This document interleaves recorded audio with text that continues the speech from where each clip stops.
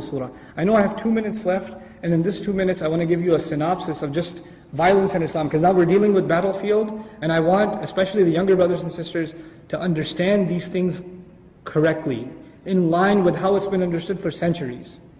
Does the Quran talk about fighting? Sure. Does it talk about killing disbelievers? Sure. Okay.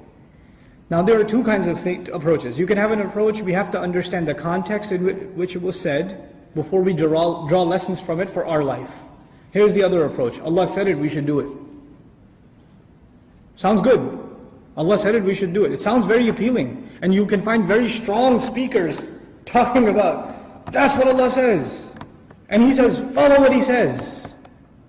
And Muslims are sitting, especially hot-blooded young brothers sitting in the audience who have all kinds of frustrations about not getting married, or, have bad relationships with their parents and can't get away from their addictions to all kinds of filth on the internet. They've got to let their frustrations out somewhere, so they go, Takbir! There's a lot of other psychological stuff going on, but it comes out in this. That's how it comes out. You don't want to understand it, you don't want to study it. You don't want to make jihad studying soft. Right? But you want to get to the battlefield, because that you figured it all out. You haven't figured anything out. Historically speaking, and I like to organize your thoughts about this in this way. I've run this by several scholars and they've all kind of okayed it for me. So I feel confident in sharing it with you. You can organize violence into 3 categories. And I'd like you to remember that. You can organize violence into 3 categories. Self-defense, retaliation, and preemptive violence. I'll say that again. Self-defense, retaliation, and preemptive violence.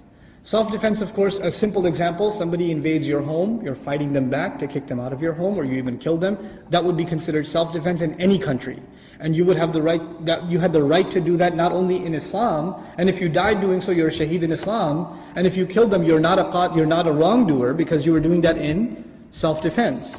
And that would be something constitutional pretty much in any civilized country. It's not something exceptional to Islam. That's the first kind of violence. That's the right of an individual. Not only the right of an individual, but also the right of a country. So a community has a right to self-defense, and an individual has a right to self-defense. What was the second kind of violence I mentioned? Retaliation. Retaliation means somebody came, attacked you or your family, and they left. And they've already turned the corner and they're 2 blocks ahead. You hop in your car and you go hunt them down and you crash into their car and then you fight them. That would be retaliation. That's no longer self-defense. That would be retaliation.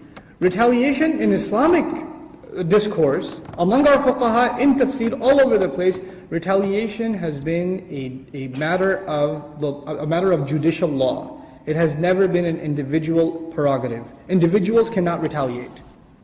A state can retaliate. Individuals don't retaliate. Groups can't retaliate under a state. The state has to retaliate.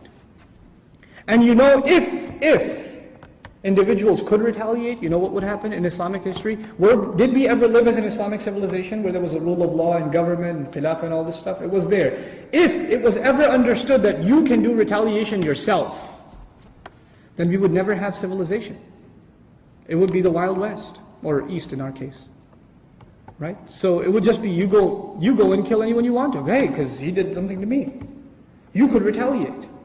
What's preemptive violence? So the first one, self-defense, you could do yourself or as a state. The second one is only done under the guise of a state. And historically, it's always been like that. It's always been understood like that. There's never been a difference about this.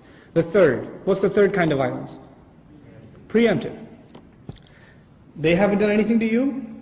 You're going to go after them. Or you're saying they might do something to me. So before they get a chance to, I'll do it to them.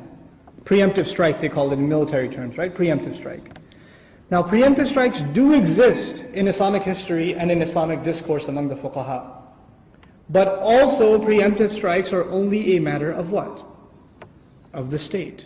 This is not something the individual can take in their hands.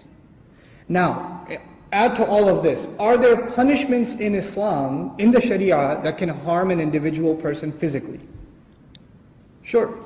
Punishment of zina is pretty harsh, pretty tough punishment. Punishment of stealing, pretty tough punishment. Punishment of murder, pretty tough punishment. These are called punitive kinds of punishments, right? Where you can physically harm someone. You can physically harm someone as a punishment. these kinds of laws that are executed, none of these laws can be executed at the individual level. None of them. They all have to be executed how? By the state. And when you have a state, is it sometimes the case that a state decides or passes a ruling or a constitutional amendment and says, we've come up with an additional punishment? We've got an additional punishment for this crime. Does that happen? It even happened in Islamic history. Umar ibn al-Khattab comes out with different punishments. Abu Bakr as-Siddiq decides a punishment for people who deny zakat. He does. Because there's room for that at the level of state. There's room for that ijtihad. But at the individual level, these have never been individual initiatives. Now what's happening in our times? There are elements with, first of all, enemies of Islam, people who hate Islam, who like to, use the copies of the Quran at their barbecues or whatever. These are the people that would love to say that all the ayat about violence are all talking at what level? At the individual level. Then when it says, strike their necks, that's your neighbor. He's sharpening his knife right now. You know that FedEx package he got? Watch out. Here's the verse. That's why he's going to Bed Bath & Beyond. So, that's what they're trying to spread, that it's individual.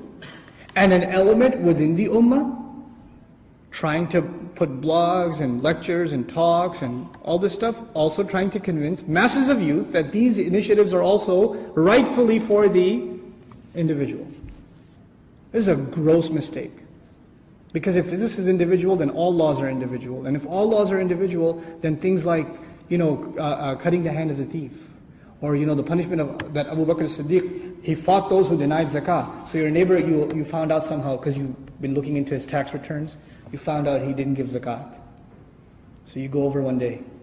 Hey, I want to talk to you. Can we go to your basement? Thank God Texas doesn't have basements, right? So I'm still thinking in New York terms.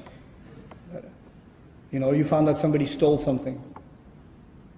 Chop in the basement or in the wudu area at the masjid. Nope, can't do that. That's not how the deen works. So we've taken things that were meant to be at the collective level, and we've tried to, in our rage, turn them into individual initiatives. And I know life gets more complicated than these three simple categories. I know that.